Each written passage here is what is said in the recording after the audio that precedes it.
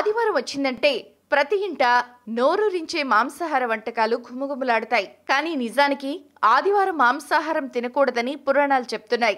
ఆదివారానికి మాంసానికి సంబంధం ఏంటనే కదా మీ ప్రశ్న. ఆ వివరాల్లోకి వస్తున్నాం.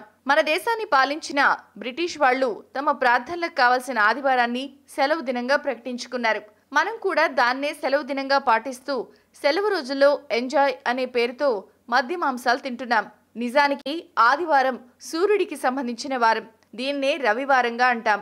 ఆంగ్లంలో సైతం సండే అంటూ సూర్యుని ప్రాధాన్యాన్ని చెప్పకనే చెప్పారు.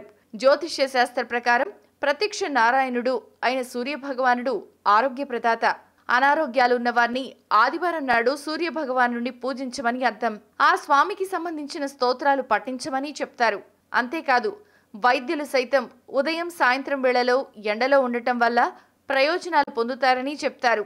మరి సూర్యునికి ఇష్టమైన ఆదివారం నాడు మాంసాహారం తీసుకోవడం వల్ల ఆరోగ్యానికి హాని కలుగుతుంది అన్నది జ్యోతిష్య శాస్త్రం చెప్తున్న వాస్తవం. మాంసాహారం తీసుకోవడం వల్ల ఆ రోజంతా శరీరాన్ని రజోగుణం పట్టి ఉంచుతుంది. దీనివల్ల ఏ విధమైన భగవత్ కార్యాలు చేయలేం. ఫలితంగా అనారోగ్యాలు చుట్టుముడతాయి. ఆదివారం మాంసాహారం తీసుకోకుండా ఉప్పులేని భోజనం చేసిన వారికి, ఉపవాసం చేసిన వారికి కోపం కూడా తగ్గుతుంది. అంతేకాకుండా ఆ రోజు సూర్యునికి ఆర్ఘ్యం ఇవ్వడం వల్ల ఎన్నో ఆర్థిక ఆరోగ్య సమస్యల నుంచి బయటపడచ్చు.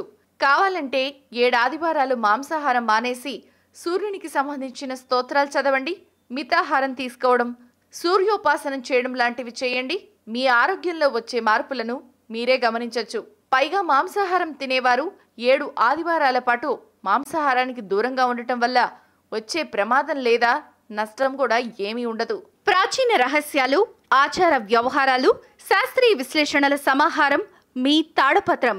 మరిన్ని వీడియోస్ కోసం సబ్స్క్రైబ్ చేసుకోండి. ధన్యవాదములు.